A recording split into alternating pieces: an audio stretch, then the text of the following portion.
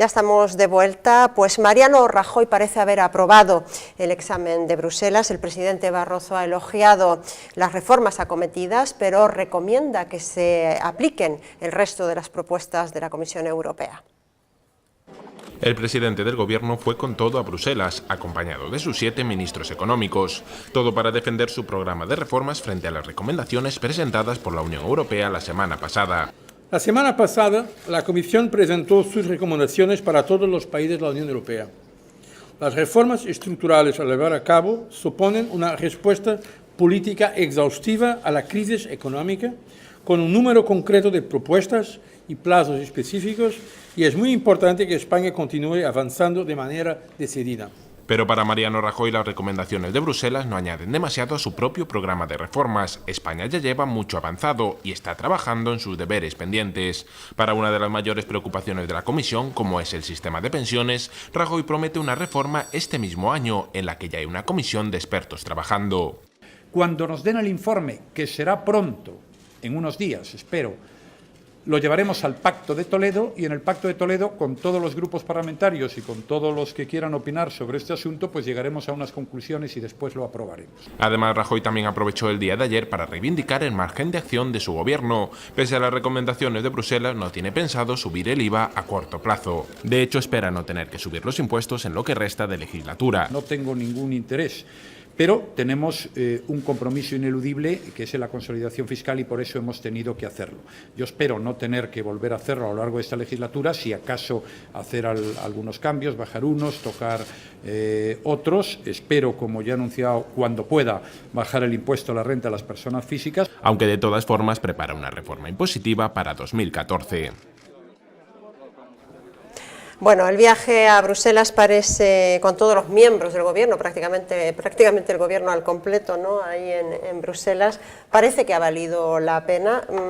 Sin embargo, ¿tú crees, Pablo, que miras con esa cara de bueno? Yo digo que precisamente que haya una excursión de ministros y el presidente a Bruselas a tratar temas como las pensiones en España, o tratar temas como los impuestos en España o demás, pues denota efectivamente que las recomendaciones de la Comisión Europea no son simples recomendaciones, y que de una manera u otra pues este gobierno tendrá que acatar. Evidentemente el discurso que tiene que dar el presidente del gobierno es de que todavía soy el presidente de este gobierno, luego no tengo ningún interés en hacer las cosas, pero cuando empezó la legislatura probablemente no tenía ningún interés en ir haciendo la serie de reformas duras para la población que ha tenido que hacer, con lo cual...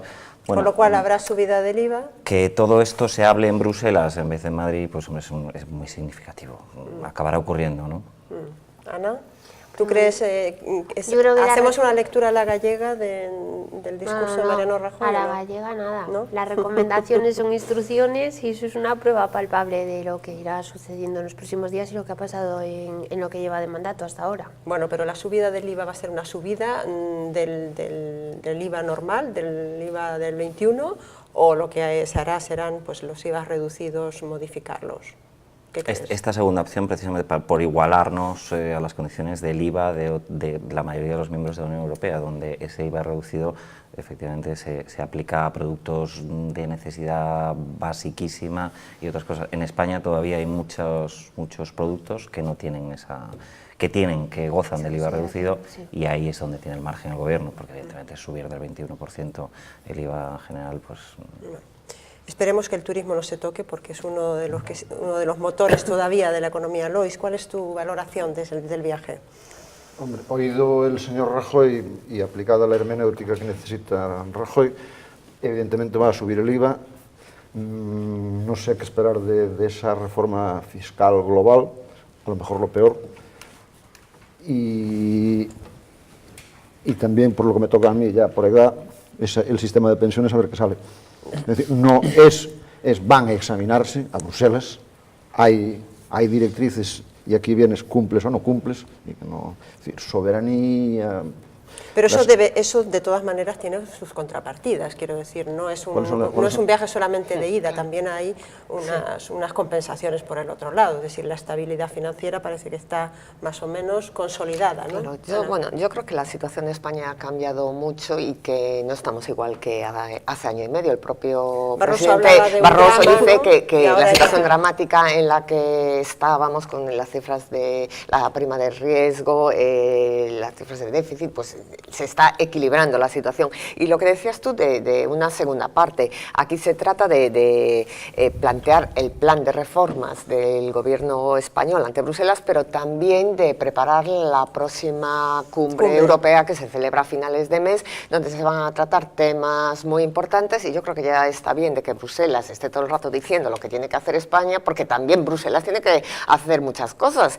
Hace un año en la cumbre europea se aprobaron los pasos para la unión bancaria y en un año apenas se ha hecho nada, o sea que yo creo que también ha llegado el momento de que España plantee, como ha hecho, una serie de medidas, yo creo que muy importantes en el tema de empleo juvenil, que se destinen 6.000 millones de euros para bonificar contratos de jóvenes, que el Banco Europeo de Inversiones triplique la partida que tiene destinada de 10.000 millones de euros y pase a 30.000 millones de euros para destinar a las pequeñas y medianas empresas, y seguir eso reforzando la unión bancaria. Yo creo que son medidas importantes y que son también las que se ha puesto sobre la mesa, y no ha trascendido mucho de la reunión con Almunia, pero también hay temas importantes para España, es decir, que para mí no es una excursión de ministros, porque yo creo que tenemos temas muy importantes de los que hablar en Bruselas, y con un comisario como Almunia, que yo creo que hace todo lo contrario de lo que interesa a España siempre.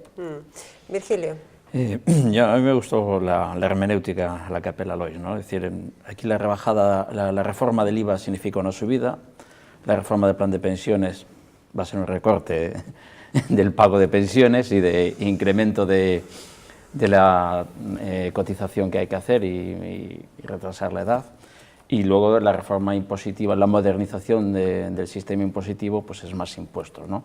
Es un sistema que a España no le ha ido bien, porque está recaudando menos incluso por el IVA, a pesar de la subida, y que yo creo que lo que está detrayendo es el consumo y sigue frenando el crecimiento económico, ¿no? Porque si no se consume no se generan puestos de trabajo, con lo cual si hay más, si a pesar del buen dato de paro del mes de mayo, si hay el nivel de parado que tenemos, pues se va a generar más paro, ¿no? Y después, hombre, es decir, el gobierno fue a pasar un examen, primero que ya le han puesto tareas, que necesita mejorar, y tareas para septiembre.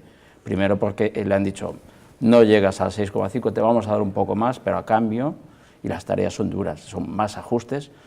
Y bueno, visto la noticia que ha salido hoy de que el FMI reconoce que se ha equivocado con Grecia, deberíamos hacerlo mirar y a lo mejor plantearle a la Unión Europea que las recetas que nos está exigiendo no nos llevan a buen puerto. Pero yo creo que un poco está en esa línea, porque el mensaje que está enviando también Francia, y hay otro tema importante, que yo creo que Alemania, con los últimos datos y en vista de que su crecimiento se está reduciendo a la mitad, también va a llegar un momento que la propia Alemania diga, nos interesa esta austeridad. Es decir, que no solo los países del sur están pidiendo. Pero de momento nos siguen aplicando lo mismo, y hay una diferencia. Yo creo que está cambiando algo, y veremos lo que pasa en la próxima. El gobierno francés ha dicho de entrada, no me van a dictar ustedes la política económica, y España ha ido allí como buen alumno. Bueno, pero eso los franceses... Yo creo que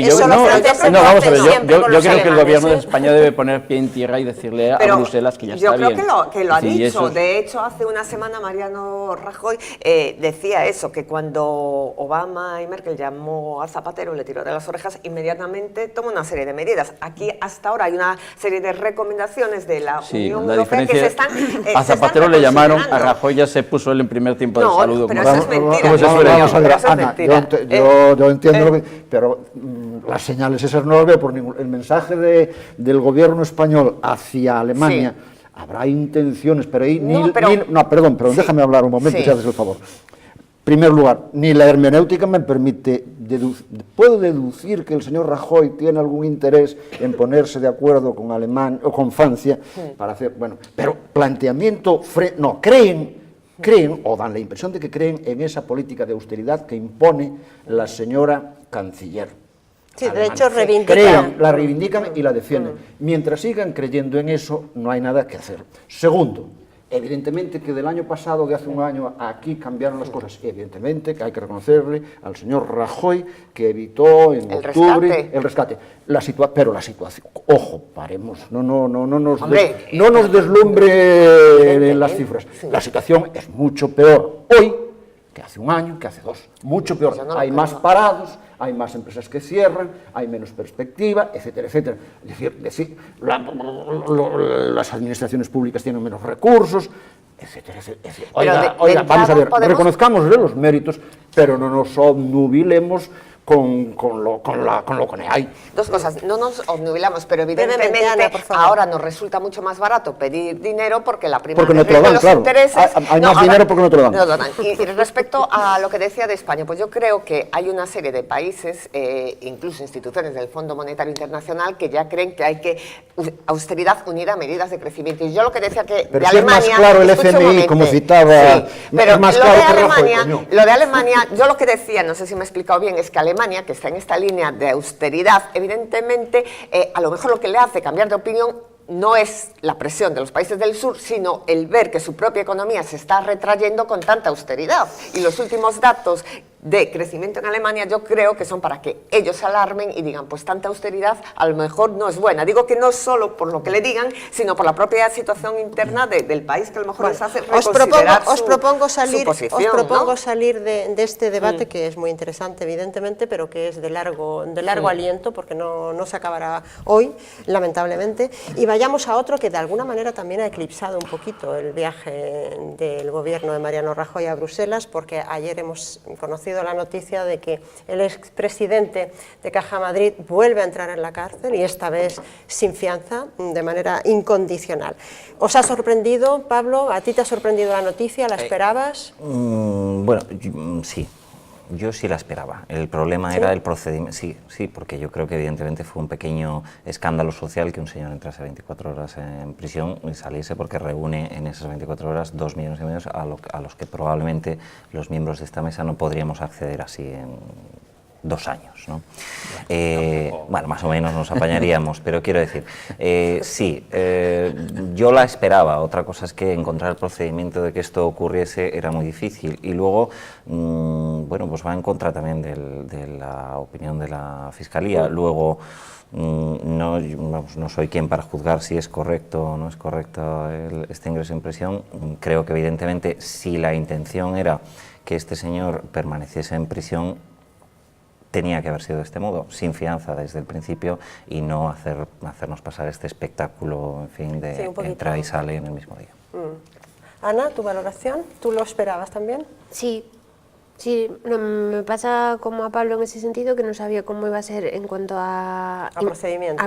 Me ha sorprendido las formas, pero está ocurriendo otras veces en otros casos en este momento, y tampoco sé valorar si es correcto o no lo es, pero esperable sí.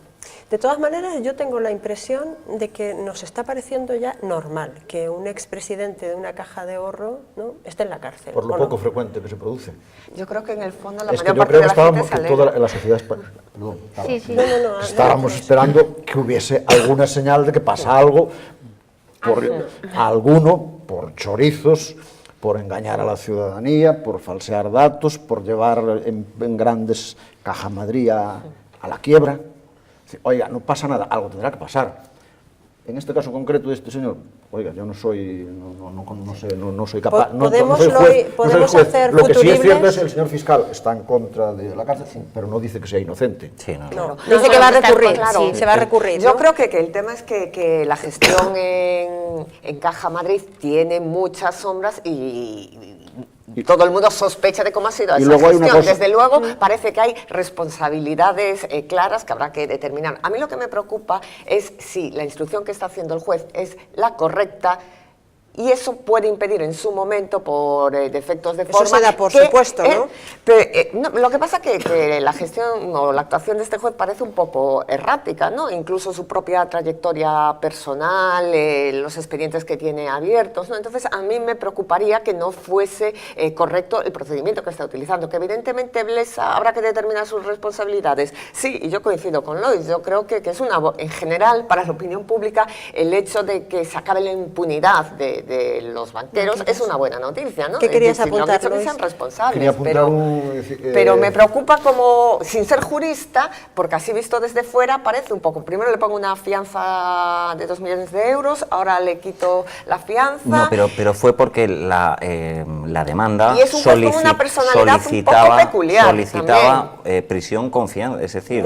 y después ha dividido también la causa en dos partes, por una parte los créditos que había concedido... Y menos mal, porque si no, no podría estar instruyendo actualmente esto, porque está recusado por el tema del crédito. Está recusado y divides en dos partes para que no te recusen por la mitad. Quiero decir que el error nuevamente es del abogado defensor de Blesa, que le recusa por una parte. Sí, pero simplemente estoy diciendo que ojalá todo pero el abogado defensor de Blesa no impida la fiscalía. Que se aclare. Sí. No, porque al final claro. Lo normal en este caso, primero lo normal es que no haya más banqueros en la cárcel después de del hundimiento de las cajas de ahorros, bueno, está por ver que son entidades de derecho público, o sea que no es una empresa privada, que son los accionistas. Estos son entidades de derecho público que están en la mayoría quebradas, hundidas y con un agujero que tenemos que pagar el resto de los españoles.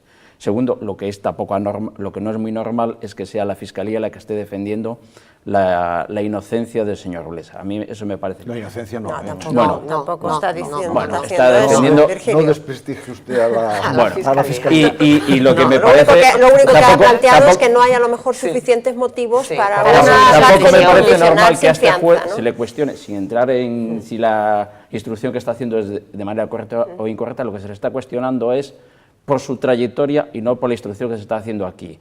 Con lo cual, bueno, parece que hay un cierto interés en defender a este señor, ¿no? Está recusado por enemistad manifiesta. Yo de eso lo que decía, bueno, que eso es lo que opinas, Blesa, no sé. Lois, ¿querías apuntar algún elemento más? Un elemento al margen, pero que es importante. Desde... Iba a citar a Arzallus, pero no me atrevo porque está la ABC, aquello de la brunete mediática. Se atacó tradicionalmente a las cajas de ahorro de las autonomías, de estos de Galicia, Oiga, la mayor mancha está justamente en Madrid.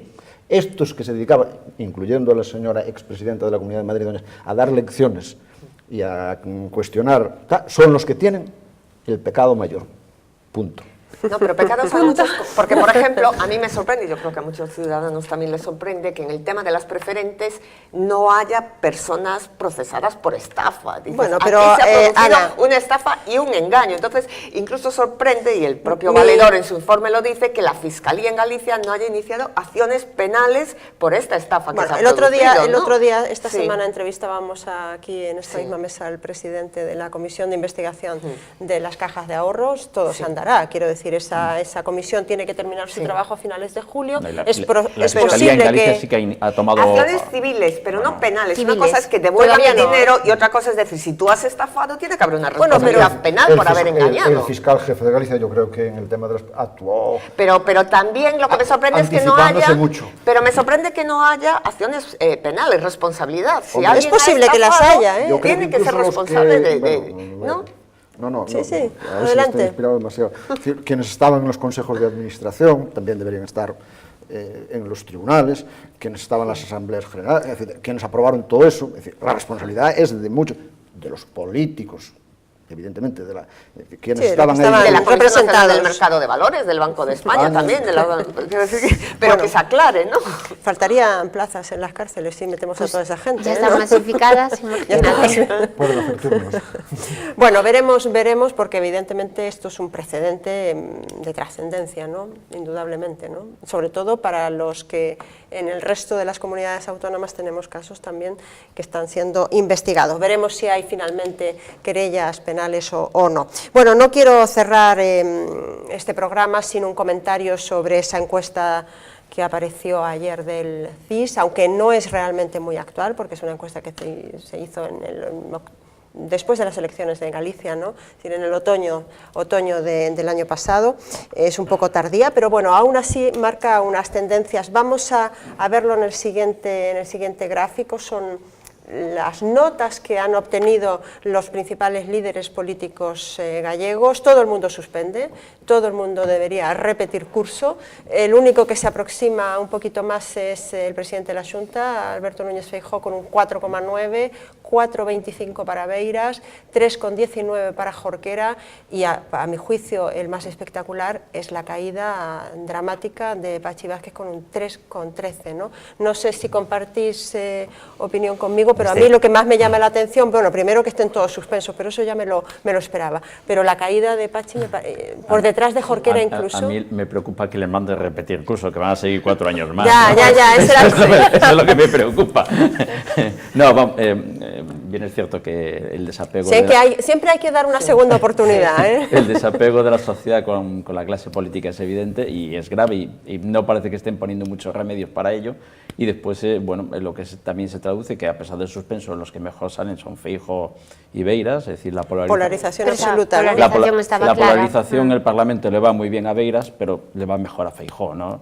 Y yo creo que, bueno, mientras sigan así, yo creo que al presidente de la Xunta no va a renunciar a esa estrategia de mantener el enfrentamiento con Beiras, porque... No sé si esto fue antes o después de la foto de Dorado. Antes. Fue antes, es de hace 6 meses, es de final de diciembre, y bueno, todavía no se ha visto la evolución, pero bueno, tampoco va a variar mucho. A mí, de todas formas, lo que bueno, no me sorprende, lo que confirma esta encuesta es que el jefe de la oposición es Beiras, y si analizas la encuesta según las variables ideológicas, es decir, según el recuerdo de voto y lo que opinan los votantes del PSOE y del bloque de sus líderes, yo creo que tanto Pachi Vázquez como Jorquera tienen motivos para preocuparse, porque a Pachi Vázquez los votantes del PSOE le dan un 4,34 y a Beiras los votantes del PSOE le dan un 5,29. Y en el caso del bloque, a Beiras, los votantes del bloque le dan un 6,37 y a Jorquera un 5,39, es decir, que tanto los votantes del PSOE como los del bloque le dan más puntuación a Beiras que a sus líderes. O sea, yo creo que... Se produce en eso o sea, es en comparación con los votantes del año 99, quiere decir que entonces no pero tienes los dos, tienes la agrupación tienes tres análisis, recuerdo de voto en las autonómicas, recuerdo de voto en las generales y ideología de cada uno, es decir, que cruzan los tres datos. En cualquier caso, ayer en la sede en la sede de la Brunete Mediática nos leímos la encuesta con mucho detalle. Nos acaba de atribuir un importante director de un periódico lucense. No, citaba a un señor Alfaro.